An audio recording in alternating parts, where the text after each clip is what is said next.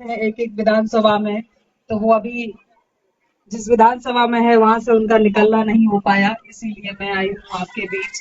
हालांकि उनका संदेश लेकर आई हूँ कि डॉक्टर नवल किशोर शाक्य जी, जो कि पेशे से कैंसर के डॉक्टर हैं और कई सारे लोग तो उनको जानते भी हैं।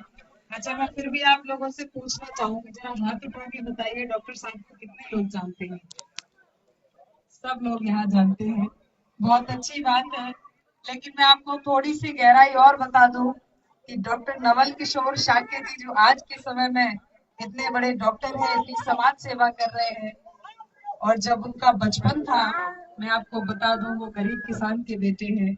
बड़ी मेहनत से, बड़े संघर्ष से वो आज इस पद पे पहुंच पाए हैं, इस स्तर पे पहुंच पाए हैं।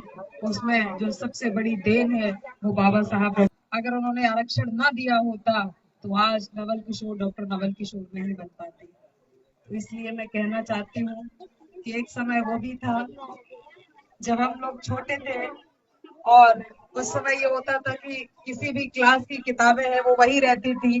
तो जब भी क्लास में आगे बढ़ते थे तो उस समय ये था कि हम लोग हमेशा नई किताबें नहीं खरीद पाते थे, दूसरे की किताब लेके हम पढ़ाई करने का काम करते थे।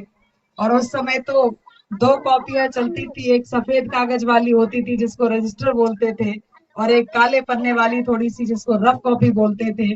तो वो कम पैसे में आ जाया करती थी।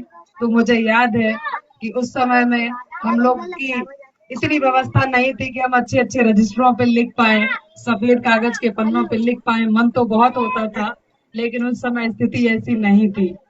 तो मैं आपको बताऊं, उस स्तर से हम लोगों ने संघर्ष किया, मेहनत की, पढ़ाई की, और आज डॉक्टर साहब, आप सोचिए, पढ़ाई के दम पर आज इतने लोगों का वो मदद कर पा रहे हैं, सहयोग कर पा रहे हैं, वो सिर्फ और सिर्फ शिक्षा की बदौलत कर पा रहे हैं। तो इसलिए आप सबके बच्चों के लिए डॉक्टर साहब का यही सपना है कि आप सबके बच्चे भी अच्छे से पढ़े लिखें, अच्छी अच्छी नौकरियां करें, अच्छे अच्छे पदों पे पहुंचे, या जो व्यापारी बनना चाहते हैं, बिजनेसमैन बनना चाहते हैं, वो सब बने।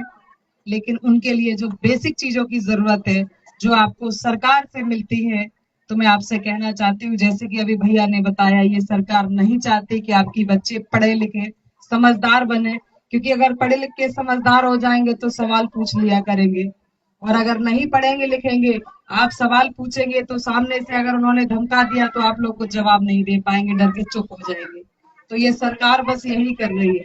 इसलिए आप लोगों से निवेदन है कि जैसे कि अभी बताया है कि संविधान की बात है, इस बार ये संविधान बचाने की लड़ाई है, तो हम सबको जाति धर्म भूल कर इस बार एकजुट होना है, और अपने परिवार के, अपने बच्चों की अगर अच्छा भविष्य चाहिए तो अच्छे पढ़े लिखे लोगों को सरकार में बिठाना है, ताकि आप सबका भविष्य सुधरे, अच्छा बच्चों का भविष्य बने।